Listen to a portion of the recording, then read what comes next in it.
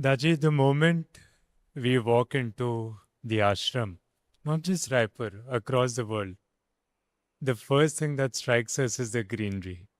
Be it ashram here, be it the Kana Shantivanam in Hyderabad. To my friends who don't know, Kana Shantivanam is our headquarters of more than 1400 acres in Hyderabad, and it is one of the greenest places which you can ever imagine. We talk about climate consciousness. आजकल everyone is aware कि the importance and the need to be climate conscious, to take actions towards it. Daji, to our young people today, as individuals, as community, how do you suggest that in our daily life we can start bringing about some of these changes so that for your granddaughter here, my niece here, we leave a better tomorrow? Hello, Amaya. Okay. Most of all, welcome to YI, Young India. And it's such a great feeling to have such youth who are now getting exposed to heartfulness way. It's a way of life. Way of life that is guided by the heart. And whenever we are guided by the heart, we become extra sensitive to our conscience. Should I do this? Should I not? And at every juncture in life, we are always, and especially critical moments, what should I pursue? Should I introduce this product in the market or not? Should I invest money in this, that? Should I take up the job, go to marry, etc.? And when to have children, maybe after 2 years of marriage or maybe 12 years of marriage. All these are heart-guided solutions. Questions are a little solution for the heart about whenever we follow the mind, it pricks you. It takes you into pampering your own selfish desires. Heart will bypass that and give the straight answer. Unfortunately, people think that the heart is a big thing, it's an emotional thing. Maybe. But get on all the distance that you have made so far in your life. And whenever you have gone against the heart and followed the mind, observe the consequences. And the quick, from that only you can decide, I shall follow my heart. Now we'll get the clearer and clearer solutions from within the heart. The lens of your heart has to be clear and clean. How are you going to clean? The glass limit is not possible. Our heart remains louded in the most bang that can, and it is always from the past. So it did something to me under those circumstances. I must never perseverance at the person and we extrapolate that as spoiler of future. The future also, if considered the ABB vipas, the quote both free and fulfillment of desires. So we are torn between ambitions, need, desires, and so many things in life. Does that mean I shouldn't have desires? No, that's not the call of yoga. Otherwise, even to have a desire for God can be a problem for one and all, say. The main thing that we have to understand that how do I get the right message from my heart? So, first, create the purity in the heart. Yogic practices are there whereby we can clean our heart from the past impressions. Secondly, we should lead a life in such a way that we don't go on forming the impressions that can hinder our future. That means it's a defensive lifestyle.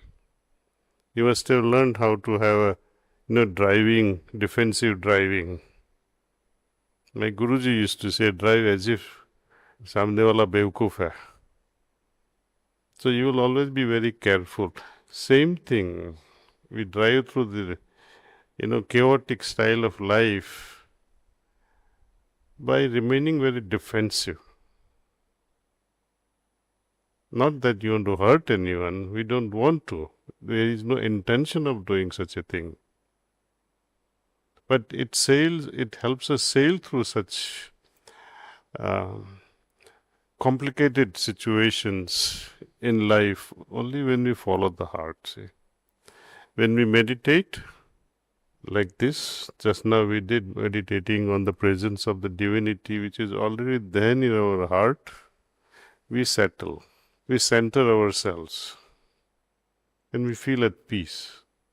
You can see the difference before you came here, before you meditated and after you meditated. Unfortunately, I had to cut short the meditation, but we recommend at least 40 minutes of meditation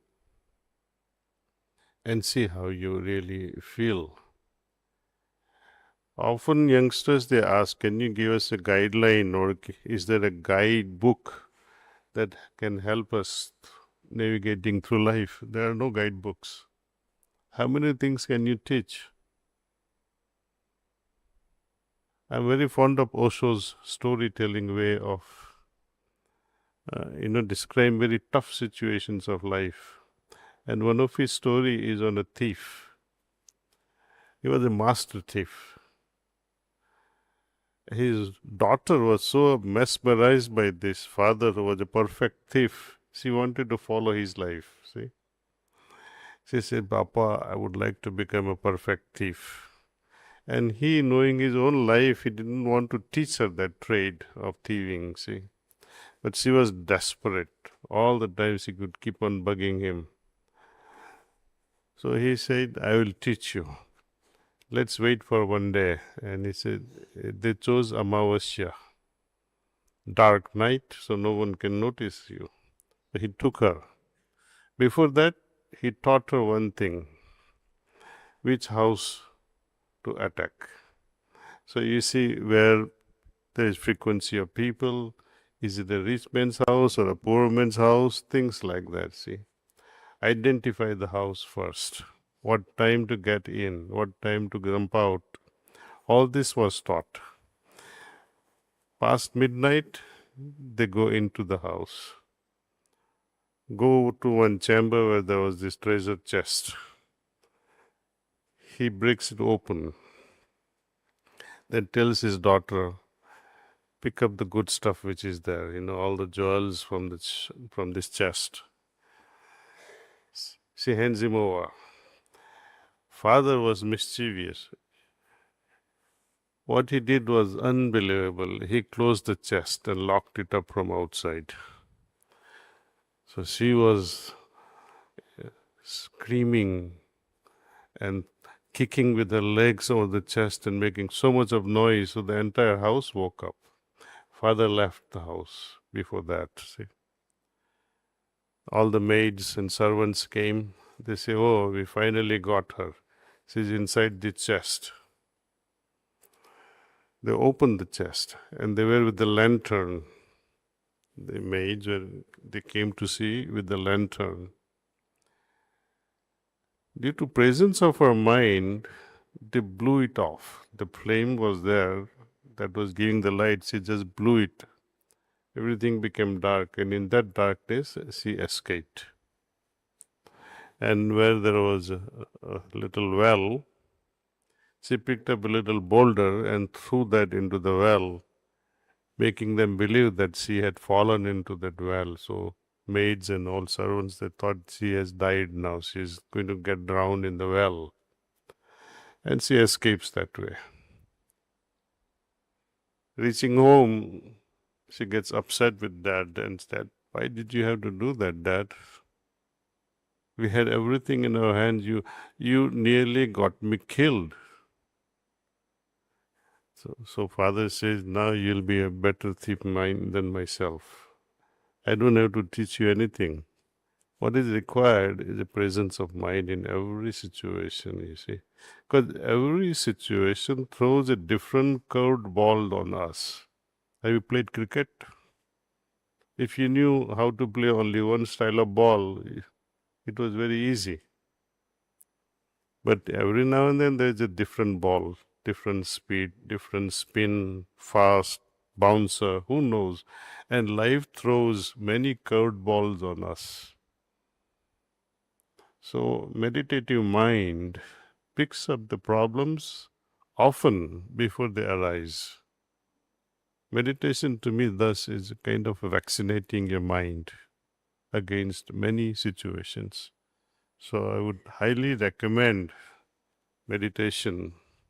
It's not only for God realization, but even to survive in this mundane world, it can help us at least attain deeper level of peace and comfort. So, Master, when young people you mentioned, they often ask, is there a guidebook? Somehow we've realized, and this is a very personal question as well, that young people say that our time is now. They're very energetic. But somehow when it comes to spirituality or meditation, they say the time for that will come later. How do we bridge this walk? How do we come sooner to the side of spirituality? And why is it important that we do? And this is very personal. Uh, just your thoughts on it. To me, spiritual journey should begin at the very moment of conception. When that moment is lost because of parents, we have to wait until you turn 15. Now you guess for a moment you are retired and you are 68, 70 years old. Would you be able to meditate? Can you sit? You have already at such a young age taken up a chair. Imagine yourself at 60 plus. Would you be able to sit even in the chair properly with your back properly erect? When you cannot even remember things, how would you remember your continuity of spiritual experiences which are so refined? So I would not recommend to postpone the most essential thing. Now think of it in a scientific way. Genetically pre-exposed spiritual man and his progeny, or a woman, her progeny. If you become spiritualized at the age of 70, how can you transfer your genetic pre-exposure to your next generation? Think about it. If you want to transmit your spiritual bent of mind to the future generation, you better be spiritual even before you get married. So that is one thing you have to understand. Nowadays there is a trend of getting married later and later and later. Imagine what really happens to your genetic chromosomes. As we age, they tend to become weaker and weaker and weaker and weaker. And you see many people having conception problems, mental problems of children being born to parents who are 30 plus. Moreover, to adjust with each other, having your neurons hardwired means you both are in a certain habitual rut.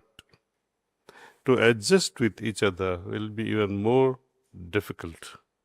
Though you may be friend in the beginning, but that very friendship that attracted you through those common habits will become your enemy. So sooner the better. Please don't delay it. I have also shared this with one of my friend's daughter. She came to visit us sometime in 2012. At that time, she was 28 years of age or so. So I said, Beta, when are you getting married? As usual, we ask such questions to children. She says, Uncle, I'll get married when I'm 30 plus, 32 or 33. I said, wonderful. Then I asked her, who is the best person in your family whom you like the most? Like Amaya, I asked. She said, my grandma.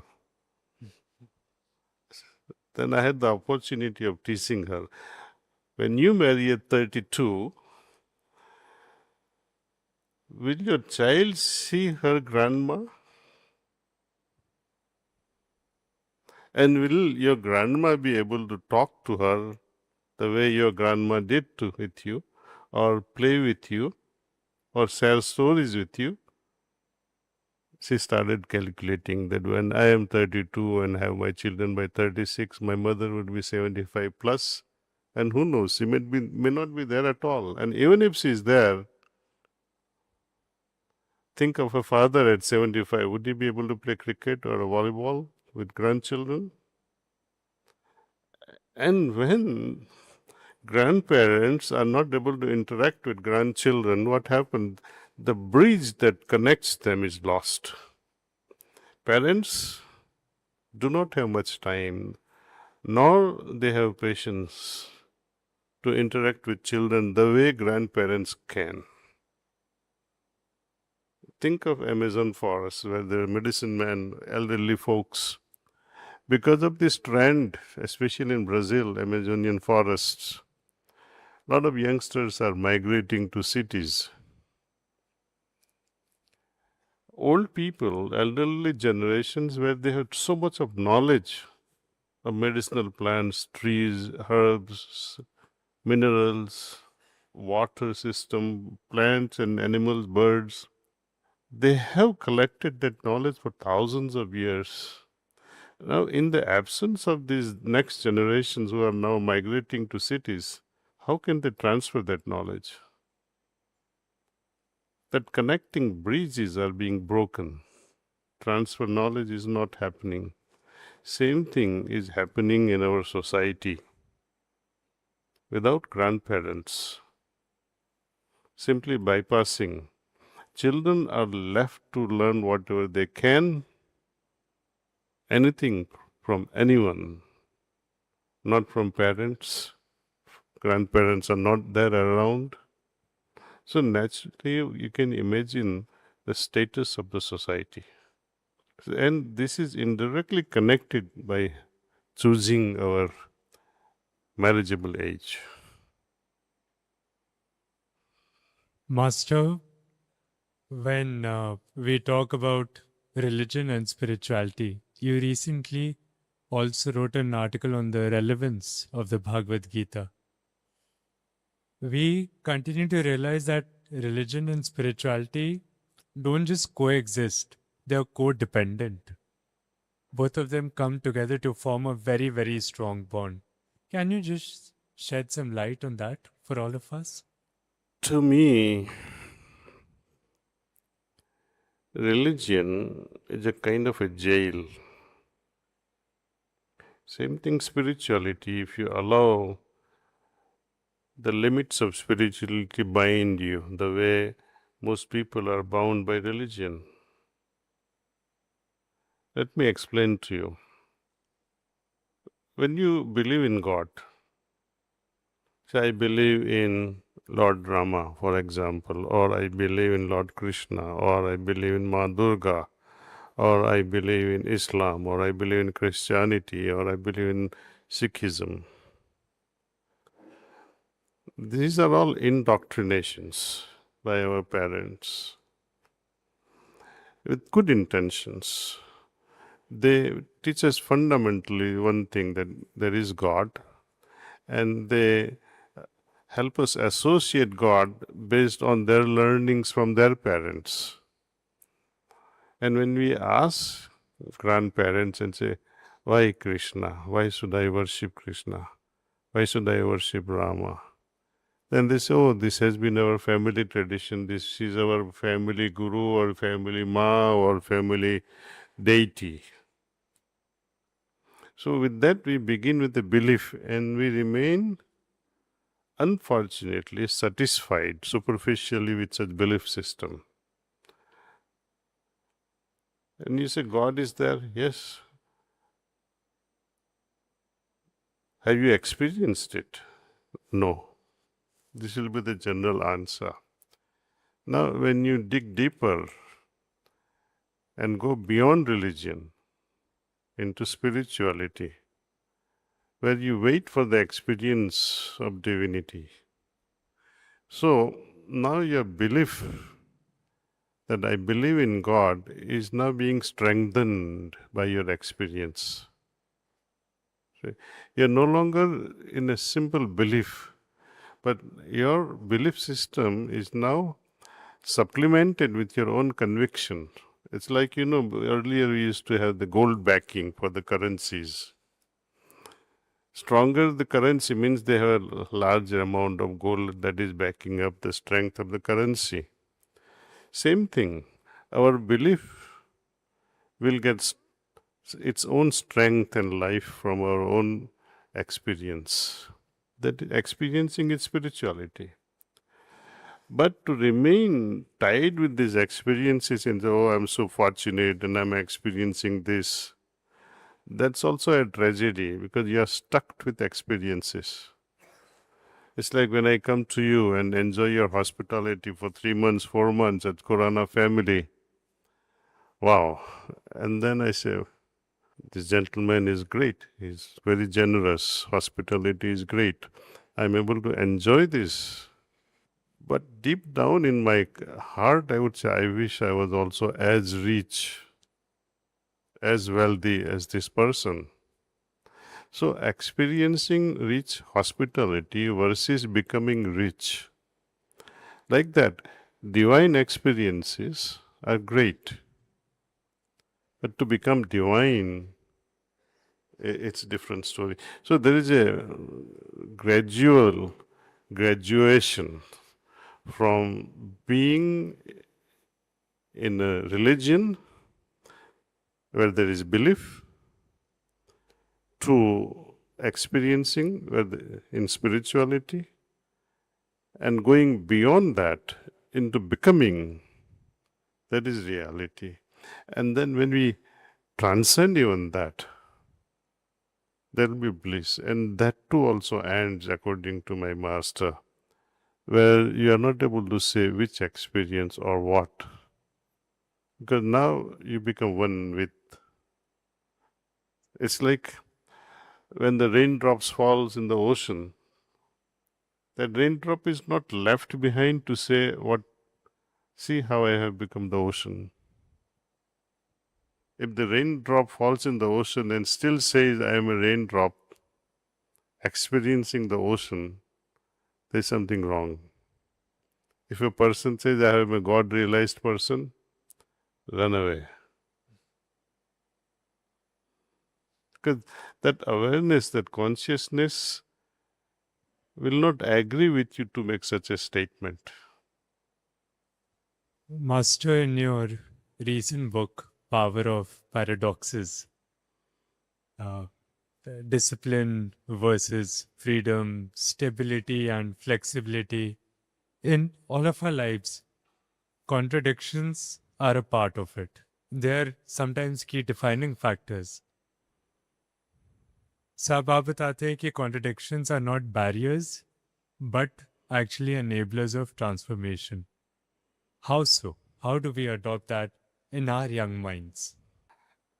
Well, let's take this example of discipline and paradoxically opposite thing, freedom. We think that the life of liberation is full of liberty, or the life of marriage is full of liberty. It is not. Freedom to my master meant only one thing, freedom. You have only one freedom, freedom to do what is right. As we advance in spirituality, you are moving more and more towards liberation. There is a superficial idea that you'll become more free. But no, every moment, every thought will be streamlined into one productive way. It will not be like a monkey mind jumping everywhere. Let me give you one example. Let's see, if I have to walk, I can walk anywhere. I'm free to walk anywhere. If I have a bicycle, I'm moving faster, but I have some level of limitation. If I'm on a scooter versus if I'm on a car, okay. Now you see the difference. Now let us see if I am in a flight and I'm a pilot. My navigation route is already fixed. Though sky is the limit. I can go anywhere you think, but no, you can't. Rocket, if you are within that, let's say you are on a space traveler, then you are seated on one chair in a particular position. Your waking time, your sleep time, your movements, your food, everything are restricted. Higher you go with your movements, or higher you go within your consciousness, you are further and further restricted, see. But there is a beauty to it, see. It's not that you don't have freedom. You have all the freedom in the world, but only one freedom, that at this moment I have to do only this, nothing else. So it is paradoxical that spiritually advanced person or a person whose kundalini is awakened can do anything. No. If you try to do and try to enjoy the freedom, then you will become like Ravan. Many people, they say, can you awaken the kundalini? They used to ask such questions to my master, Babuji Maharaj. And he said, bhai, देखो, रावण की kundalini awaken थी, जागृत थी, राम की भी थी, आप नक्की करो.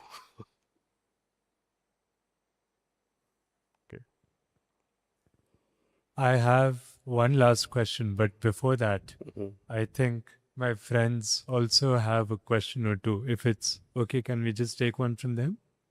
Pranam Daji. Pranam, Pankaj. My question is, Daji, what is the difference between meditation and manifestation? और आज के ज़माने में मैनिफेस्टेशन बहुत चलन में है. पिछले कई वर्षों से देख रहे हैं कि मैनिफेस्टेशन डेफिनेटली उससे भी बहुत सारी चीज़ें का हल निकल जाता है. बट एक प्योर डिफरेंस क्या है दाजी, और हमारे जैसे नवयुवक को क्या करना चाहिए? Thank you. Well, this is a new age stuff, manifestation. Think and it shall happen. It's not that simple. Suppose you want to marry someone. Will it manifest? There are so many hurdles. If you are born in an Agarwal family, God help. There are many, even spiritual people, they will say, oh no, you cannot marry the other woman as if she comes from Mars. Just because she is born in Brahmin family or Baniya family and she doesn't belong to Agarwal family. This is the tragedy of India.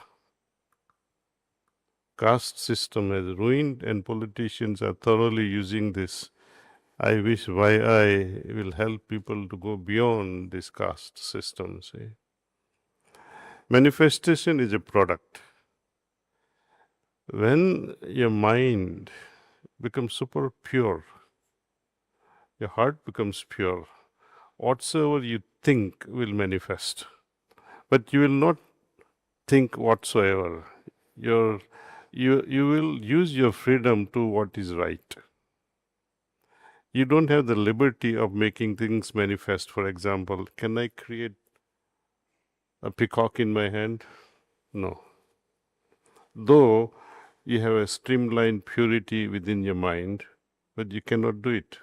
Something is against nature. So meditation is a process to bring a mind to a certain level of consciousness, and under certain circumstances it can help you make manifest things. So manifestation, like concentration of the mind, is a product of meditation. Your intentions in meditation makes things manifest, especially spiritual thing. Suppose you desire to have a higher level of consciousness, it can manifest. But suppose if you think that I had to become owner of so and so company, then you have to correct your thinking and your intentions. There's too much discussion on this manifestation theory in the Western world. Yeah, you think, follow these steps, and whomsoever you want to marry can happen. Not in India, my friend. Not even in the West. It's not so simple to make things manifest. When you talk of spirituality and when you think of intentions of Krishna to destroy adharma, for which he says, I came with those intentions, and he was fully aware of it from his birth. So his goal was very much fixed. Could he do it with mere thought? Did he need to meditate over it? No. He had to work towards it. That's why the karma theory. So things will manifest only when we work with certain rules and certain principles. When they all come together, it will manifest. One step wrong and it will not manifest. Thank you.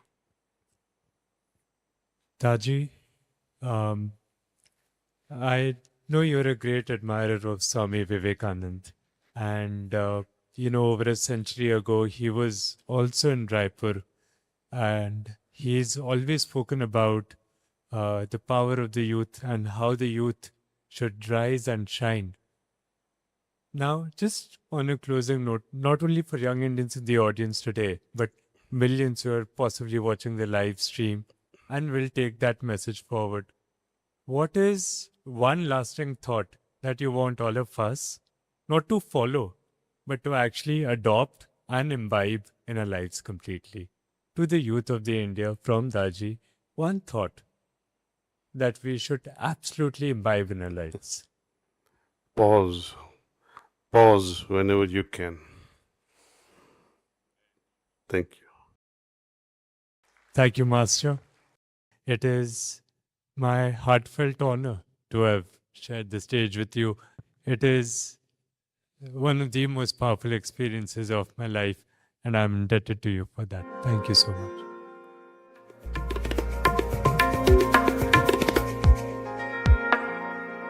So it's very simple, I think. It's very simple.